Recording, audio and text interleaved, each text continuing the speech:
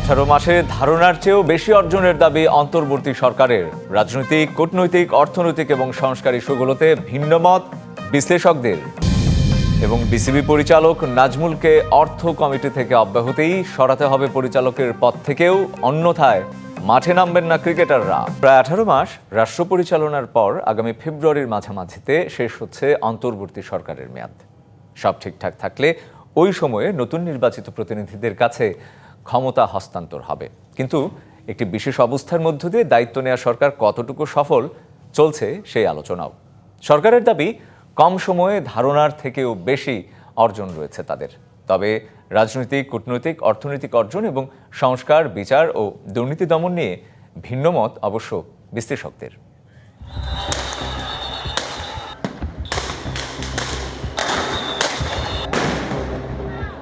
ছাত্র জনতার গণ অভ্যুত্থানে 2024 সালের 5ই আগস্টে পতন হয় আওয়ামী লীগ সরকারের। পরে রাষ্ট্র পরিচালনার দায়িত্ব নেন ডক্টর মোহাম্মদ ইউনূসের নেতৃত্বাধীন অন্তর্বর্তী সরকার।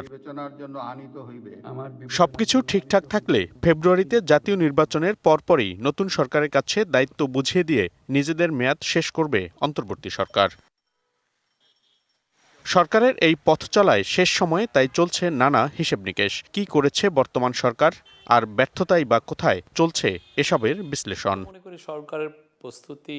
তবে নিজেদের নানা অর্জনের কথা বলছে সরকার। সংস্কার, বিচার, নির্বাচন এবং অর্থনৈতিক স্থিতিশীলতা বড় সাফল্য বলে দাবি তাদের। সমস্যা যে এত ভয়ানক একটা সমস্যা, মানে আপনার ইকোনমিতে বলে কিছু নাই, মানে একটা কঙ্কাল, সব খেটে কঙ্কালটা রেখে দিয়ে গেছে। প্লাস হচ্ছে আপনার কোনো ইনস্টিটিউশন নাই। কাজটা পর্বত সমান অনুপাতে এই যে এখন 18 মাস চলতেছে এই গভর্নমেন্টের, এই গভর্নমেন্ট অ্যামেজিং কাজ করেছে। ইকোনমি রিকভারি হয়েছে, আপনার ব্যাংকিং সেক্টরগুলো ঠিক হয়েছে, ফরেন পলিসিতে নতুন মাত্রা এসছে, একদম নিউ ফরেন পলিসি। বিশ্লেষকের মতে রাজনীতিতে পরিবর্তনের যে স্বপ্ন দেখিয়েছিল সরকার তা পুরোপুরি পূরণ হয়নি। রাজনীতিতে কোনো ইম্প্যাক্ট ফেলতে পারেন পেরেছে বলে আমার মনে হয় না। কাঠামো তারা তৈরি করে দিতে পারতো যে 5ই আগস্টের হলো আপনাদের সামনে অনেক চ্যালেঞ্জ আছে, এগুলো মোকাবেলা করার জন্য আপনাদের এক থাকাটা জরুরি। কূটনৈতিক সফলতাও আরও বেশি হতে পারত কিনা আছে এমন প্রশ্ন। এই অন্তর্বর্তীকালীন সরকার পররাষ্ট্র নীতি পরিবর্তন করা বা ওখানে নতুনত্ব আনা, এটা কিন্তু তার দায়িত্ব ছিল না। যদিও সে হয়তো কোনো কারণে তার হয়তো একটা ইন্টারেস্ট আছে বা সেই হিসাবে চেষ্টা করেছে। অর্থনৈতিক দুরবস্থা থেকে সরকারের ঘুরে দাঁড়ানোর চেষ্টার মধ্যেও রয়েছে নানা বিশ্লেষণ। জিনিসপত্রের দাম এইটা কমার কথা শুধু না, মূল্যস্ফীতিও কমিয়ে যে একটা জায়গায় আসবে সেটা আসেনি। যদি এই সরকারের খুবই দুর্বল একটা জায়গা থাকে, বাজেট ব্যবস্থাপনায় একটা বড় দুর্বলতা আছে। বিচার, সংস্কার এবং দুর্নীতি দমন নিয়েও আরও আশা ছিল বলছেন বিশ্লেষকরা। যে ধরনের প্রত্যাশাগুলো ছিল সেখানে দুইটা আঙ্গিকে আমি মনে করি যে প্রত্যাশা পূরণ হয়নি। সকল পর্যায়ে সরকারি ক্ষমতাতে আয় ব্যয়ের হিসাব উন্মুক্ত করা হবে, এটা যেটা দীর্ঘদিনের প্রতীক্ষিত, মানুষ আশা করছে, কিন্তু বিভিন্ন দেশের চর্চা সেটা বলছে। তো এইটা কিন্তু এখনো পর্যন্ত, আজকে পর্যন্ত হয় না কিছুই। কারো কারো মতে অন্তর্বর্তী সরকারের জন্য 1.5 বছর লম্বা সময়, তবে সরকার মনে করে কম সময়ের কারণে থেকে যাচ্ছে কিছু অপূর্ণতা। যে কাজগুলো আরও দ্রুত গতিতে, আরও প্রচুর, মানে যেমন বিচার আমরা করেছি, বিচার কিছু লোকের হয়েছে, আরও বেশি লোকের যদি বিচার হতো, রিফর্ম করা হয়েছে, রিফর্ম যদি আরও বেশি, আরও ব্যাপ্তিময় হতো, আরও বেটার হতো। এই সরকারের কাজের মধ্যে অন্যতম জুলাই সনদ সহ বেশ কিছু বিষয় বাস্তবায়নের দায়িত্ব পড়ে থাকছে পরবর্তী নির্বাচিত সরকারের উপর। তবে সরকারের সফলতা ব্যর্থতার একটি বড় সূচক নির্ভর করছে আগামী জাতীয় সংসদ নির্বাচন কতটুকু সুষ্ঠু ও নিরপেক্ষ হয় তার উপরও। আর সবকিছু ছাপিয়ে যেন সেদিকেই তাকিয়ে আছে সবাই। মনিরুল সোহাগ, ডিবিসি নিউজ, ঢাকা। ক্রিকেটারদের তোপের মুখে এম নাজমুলকে অর্থ কমিটির প্রধান সহ সব রকমের দায়িত্ব থেকে অব্যাহতির সিদ্ধান্ত নিয়েছে বিসিবি। তবে পরিচালকের পদ থেকে পদত্যাগ না করা পর্যন্ত মাঠে নামবেন না ক্রিকেটাররা, এমনটাও জানিয়েছেন তারা। নাজমুলকে অব্যাহতি দেওয়ায় এখন অর্থ বিভাগের দায়িত্ব পালন করবেন বিসিবি সভাপতি আমিনুল ইসলাম বুলবুল। প্রথম ম্যাচ স্থগিতের পর দ্বিতীয় ম্যাচের জন্য মাঠে যায়নি ক্রিকেটাররা, এখনও হোটেলেই অবস্থান করছেন দুদলের ক্রিকেটাররা। ভারতের টি-20 বিশ্বকাপ খেলতে না গেলে আর্থিকভাবে ক্ষতিগ্রস্ত হবে ক্রিকেটাররা, সে কারণে বোর্ডের পক্ষ থেকে কোনো ক্ষতিপূরণ দেয়া হবে কিনা এমন প্রশ্নের জবাবে বোর্ড পরিচালক এম নাজমুল ক্রিকেটারদের পারফরমেন্স নিয়েই প্রশ্ন তোলেন। কোনো বৈশ্বিক শিরোপা নেই বলেও মন্তব্য করেন তিনি। এমন মন্তব্যেই ক্ষোভে ফেটে পড়েন ক্রিকেটাররা এবং ম্যাচ বয়কটের সিদ্ধান্ত নেন। সহকর্মী শাহান পাপনের কাছ থেকে শুরুতে আমি একটু জেনে নেব। শাহান পাপন, নিশ্চয়ই শুনতে পাচ্ছেন, আপনি রয়েছেন ক্রিকেটাররা আসলে যেখানে কথা বলছিলেন, এবং যদি একটু শুনতে চাই আপনার কাছে যে দ্বিতীয় ম্যাচও মাঠে না গড়ানোর এক ধরনের অনিশ্চয়তা দেখা দিয়েছে, মাঠে গড়ানো নিয়ে অনিশ্চয়তা দেখা দিয়েছে। এখন কি পরিস্থিতি, কি বলছেন ক্রিকেটাররা, এবং সবশেষ কি সিদ্ধান্ত হলো, যদি একটু আপনার কাছ থেকে শুনে নিতে চাই। পাপন। ধন্যবাদ আপনাকে প্রথমেই বলতে চাই সেটা হচ্ছে যে দ্বিতীয় ম্যাচটাও মাঠে গড়াচ্ছে না, অর্থাৎ ক্রিকেটাররা তাদের ওই একটা মাত্র শর্তেই রাজি আছে, অর্থাৎ এম নাজমুল ইসলাম বিসিবি পরিচালক তিনি যদি পদত্যাগ করেন তবেই তারা ক্রিকেটে ফিরবেন, এর বাইরে আর তারা আসলে কোনো চিন্তা ভাবনা করছেন না।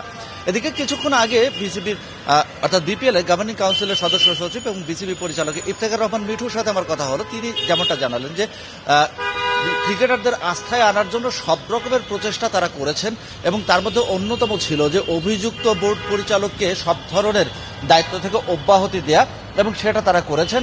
একই সঙ্গে তিনি এটাও মনে করিয়ে দিয়েছেন যে কোনো বোর্ড পরিচালককে চাইলেই বিসিবি আসলে বাদ দিতে পারে না কিংবা বহিষ্কার করতে পারে না, সেটা আসলে গঠনতন্ত্রে নেই, বিসিবির গঠনতন্ত্রে নেই। সুতরাং তাদের পক্ষ থেকে যেটা করার ছিল, অর্থাৎ ওই পরিচালককে সব ধরনের দায়িত্ব থেকে অব্যাহতি দেয়া, এবং সেই সংক্রান্ত কিন্তু মেইলও বিসিবি অলরেডি পাঠিয়েছে, এবং সেখানে জানানো হয়েছে যে ওই পরিচালক যে দায়িত্বটা পালন করছেন সেটা স্বয়ং বিসিবি প্রেসিডেন্ট আমিনুল ইসলাম বুলবুল তিনি পালন করবেন। তারপরেও কিন্তু আসলে ক্রিকেটারদের মন গলাতে পারেনি বিসিবি।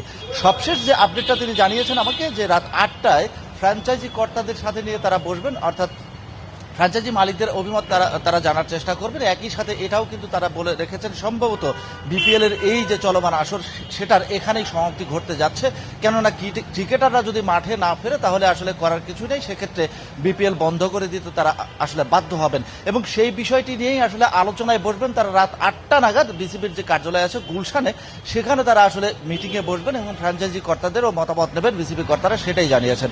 এদিকে ক্রিকেটারদের যে সংগঠন কোয়াব, সেই কোয়াবের সভাপতি মোহাম্মদ মিঠুন, যিনি এই মুহূর্তে অবস্থান করছেন রাজধানীর হোটেল শেরাটনে, সেখানে তার সাথে আরো বেশ কয়েকজন ক্রিকেটার কিন্তু অবস্থান করছেন, অর্থাৎ তারা কোয়াবের যে সদস্যরা আছেন তারাই কিন্তু আসলে এই মুহূর্তে এখানে অবস্থান করছেন। আমরা যেটা দেখতে পেয়েছিলাম কিছুক্ষণ আগেও রাজশাহীর গাড়ি কিন্তু আসলে এই শেরাটন হোটেলে লাগোয়া ছিল, এবং ধারণা করা হচ্ছিল যে আসলে দ্বিতীয় ম্যাচটা মাঠে গড়াবে, কিন্তু শেষ পর্যন্ত আমরা যেটা জানতে পারলাম যে মোহাম্মদ মিঠুন অর্থাৎ কোয়াবের যে সদস্যরা তারা আসলে ওই সিদ্ধান্তই অনড় রয়েছেন যে এম নাজমুল ইসলাম যতক্ষণ পর্যন্ত তারা পদত্যাগ করবেন ততক্ষণ পর্যন্ত আসলে তারা ক্রিকেটে ফিরতে চান না এবং ফিরবেন না, সেটাই কিন্তু এখনো পর্যন্ত তারা তাদের মতামতেই আসলে বলবৎ আছেন।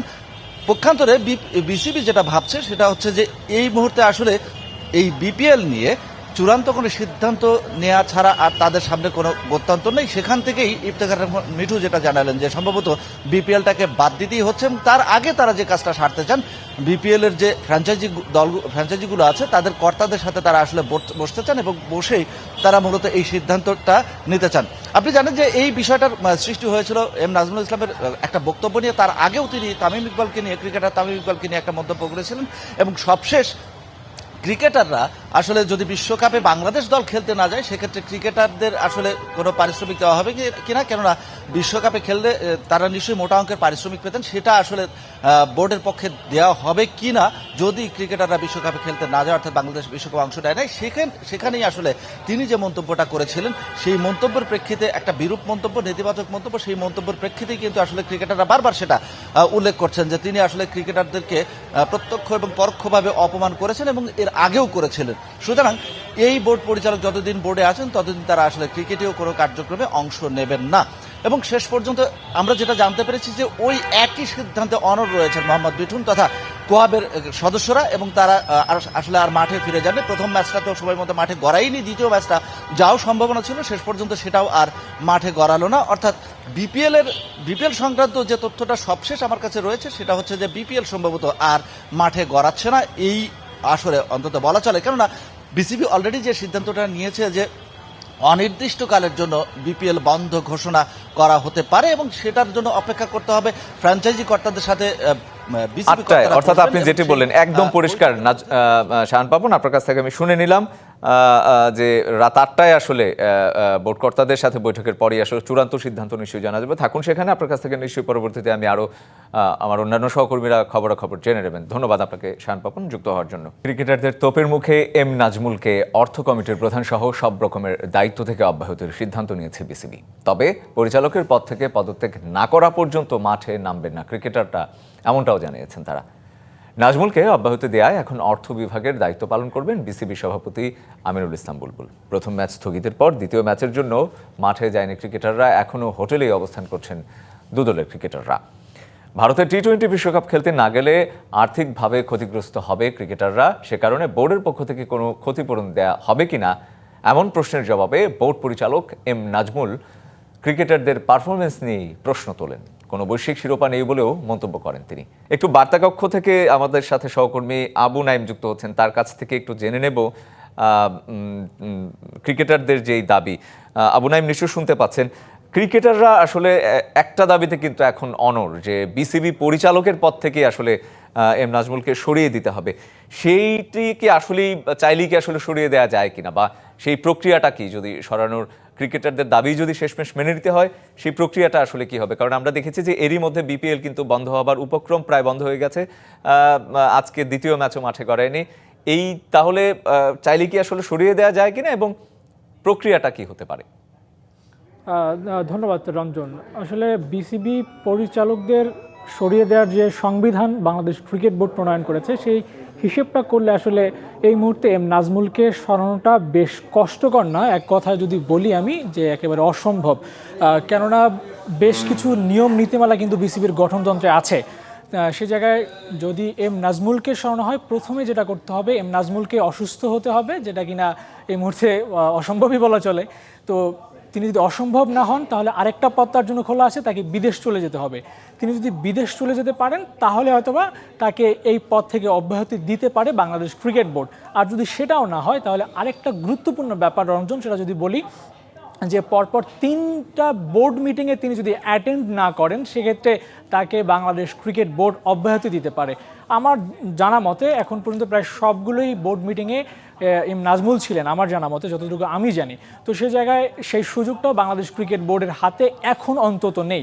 যদি এই বিষয়গুলোকে আপনি সাইডে সরিয়ে রাখেন, পাশ কাটিয়ে রাখেন, তাহলে সবশেষ যেই সুযোগটা সেটা হলো যে এম নাজমুলকে খোদ এম নাজমুল যদি নিজে রিজাইন দেন, পদত্যাগপত্র জমা দেন বাংলাদেশ ক্রিকেট বোর্ডের কাছে, তাহলে তাকে এই পদ থেকে অব্যাহতি দিতে পারে। কিন্তু প্রশ্নটা এখানে যে এম নাজমুল আদৌ কি তিনি পদত্যাগপত্র জমা দিবেন বা তিনি কি সে ব্যাপারে ভাবছেন কিনা। যদি আমরা রিসেন্ট পাস্টের কিছু কথা বলি রঞ্জন, সেখানে কিন্তু এম নাজমুল তার যে বাচনভঙ্গি বা তার যে কথাগুলো ছিল সেখানে আমরা দেখেছি যে তিনি পদত্যাগপত্র জমা দিতে পারেন এমন কোনো পরিস্থিতিতে অন্তত তিনি নেই।